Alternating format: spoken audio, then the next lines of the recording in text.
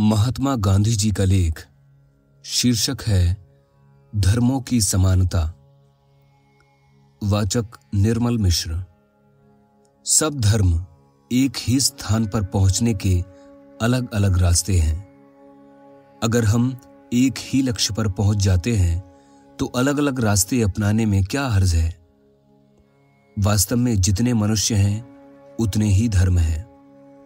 मैं मानता हूं कि कम या अधिक संसार के सभी बड़े बड़े धर्म सच्चे हैं।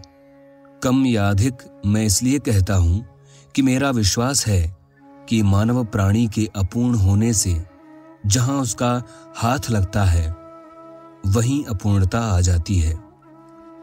पूर्णत्व तो केवल ईश्वर का ही गुण है और वह अवर्णनीय है। भाषा में उसका वर्णन नहीं हो सकता। हाँ, मेरा यह विश्वास जरूर है कि प्रत्येक मनुष्य के लिए ईश्वर के बराबर ही पूर्ण हो जाना संभव है।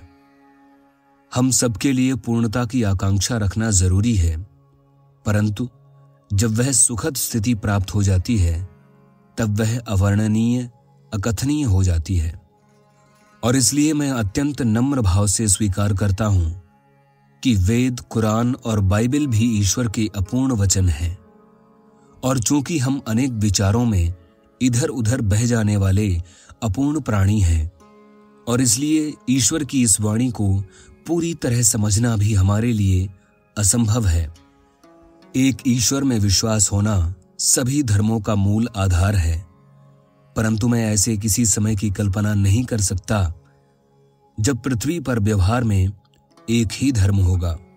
सिद्धांत रूप में चूंकि ईश्वर एक है इसलिए एक ही धर्म हो सकता है, परंतु व्यवहार में मैं ऐसे कोई दो आदमी नहीं जानता जिनकी ईश्वर संबंधी कल्पना एक ही हो। इसलिए शायद हमेशा ही अलग अलग प्रकृतियों और जलवायु संबंधी परिस्थितियों के अनुसार अलग अलग धर्म होंगे। तात्कालिक आवश्यकता यह नहीं है कि एक धर्म हो, बल्कि यह है कि विभिन्न धर्मों के अनुयायियों में परस्पर आदर और सहिष्णुता हो। हम निर्जीव समानता नहीं प्राप्त करना चाहते, परंतु विविधता में एकता चाहते हैं। परंपराओं, पैतृक संस्कारों, जलवायु और दूसरी परिस्थितियों को मिटाने का प्रयत्न किया जाएगा तो वह असफल ही नहीं होगा, बल्कि अधर्म भी होगा। धर्मों की आत्मा एक है, परंतु वह अनेक रूपों में प्रकट हुई है। ये रूप अनंत काल तक रहेंगे।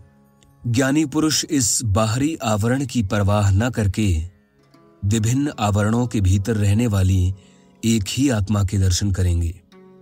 हिंदू धर्म में ईसा, मुहम्मद, जरथुस्त्र और मूसा सबके लिए समान स्थान है। मेरे लिए ये एक ही बाग के सुंदर पुष्प हैं या एक ही शानदार पेड़ की शाखाएं हैं, इसलिए वे समान रूप में सत्य हैं। यद्यपि उनकी प्रेरणा ग्रहण करने वाले और उनका अर्थ लगाने वाले मनुष्य हैं, इसलिए वे सब समान रूप में अपूर्ण भी हैं। जिस ढंग से धर्म परिवर्तन की प्रवृत्ति आज भारत में और अन्यत्र चल रही है, उसे स्वीकार करना मेरे लिए असंभव है।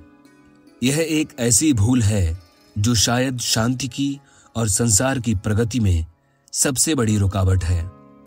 यह कहना कि धर्म परस्पर विरोधी हैं, ईश्वर की निंदा करना है।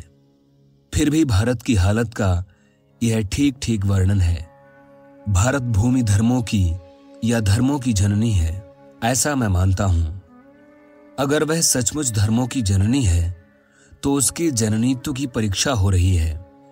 एक ईसाई की इच्छा एक हिंदू को ईसाई बनाने की या हिंदू की इच्छा ईसाई को हिंदू बनाने की क्यों होनी चाहिए?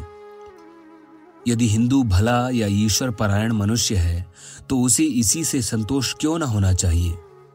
अगर मनुष्य की नीति अनीति का कोई ख्याल नहीं करना हो तो किसी गिरजे, मस्जिद या मंदिर में विशेष प्रकार की पूजा विधि एक थोथी चीज हो जाती है और वह व्यक्तिगत या सामाजिक विकास के लिए रुकावट भी हो सकती है।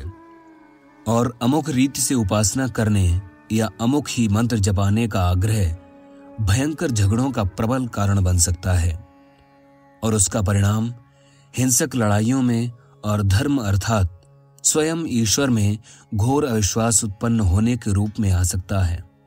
परंतु दूसरे धर्मों के शास्त्रों की आलोचना करना या उनके दोष बताना मेरा काम नहीं है। अलबत्ता यह मेरा विशेष अधिकार है और होना चाहिए कि उनमें जो सच्चाइयां हों उनकी मैं घोषणा करूं और उन पर अमल करूं। इसलिए मुझे कुरान की या पैगंबर के जीवन की जो बातें समझ में न आए उनकी आलोचना या निंदा नहीं करनी चाहिए, परंतु उनके जीवन के जिन पहलुओं को मैं समझ सका हूं और जो मुझे अच्छे लगे हैं उनकी प्रशंसा करने के हर मौके का मैं स्वागत करता हूं। रही वे बातें जिनके बारे में कठिनाइयां उपस्थित होती हैं, उन्हें मैं धर्म प्रेमी मुसलमान मित्रों की दृष्टि से देखकर संतोष कर लेता हूं और साथ ही इस्लाम प्रसिद्ध मुस्लिम प्रवक्ताओं की रचनाओं की सहायता से उन्हें समझने की कोशिश करता हूं। दूसरे धर्मों के प्रति ऐसा पूज्य भाव रखकर ही मैं सब धर्मों की समानता के सिद्धांत का पालन कर सकता हूं, परंतु हिंदू धर्म को शुद्ध करने और शुद्ध रखने के लिए उसके दोष बताना मेरा अधिकार भी है और कर्तव्य भी। परंतु जब हिंदू लोग हिंदू धर्म की आलोचना करने लगते हैं और उसके दोष निकालने लगते हैं, तब वे हिंदू धर्म के बारे में अपने अज्ञान का ही ढिंढोरा पीटते हैं और उसे हिंदू दृष्टि से देखने की अपनी असमर्थता प्रकट करते हैं। इससे उनकी दृष्टि विकृत होती है और निर्णय दूषित बनता है। इस प्रकार हिंदू धर्म के अहिंदू आलोचकों का मेरा अपना अनुभव मुझे अपनी मर्यादाओं का ज्ञान कराता है और इस्लाम या ईसाई धर्म तथा उनके संस्थापकों की आलोचना करने के बारे में सावधानी रखना सिखाता है। इस्लाम का अल्लाह वही है जो ईसाइयों का गॉड और हिंदुओं का ईश्वर है। जैसे हिंदू धर्म में ईश्वर के बहुत से नाम हैं, वैसे ही इस्लाम में भी ईश्वर के अनेक नाम हैं।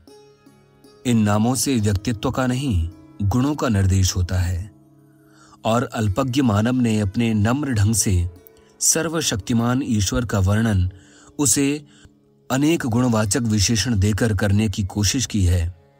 यद्यपि ईश्वर सब विशेषणों से परे, अवर्णनीय, अकल्पनीय और अज्ञेय है, इस ईश्वर में सजीव श्रद्धा होने का अर्थ है मानव जाति का भ्रातृत्व स्वीकार करना। इसका अर्थ सब धर्मों के लिए समान आदर भाव भी है। महात्मा गांधी जी का लेख, शीर्षक है धर्मों की समानता। वाचक निर्मल मिश्र।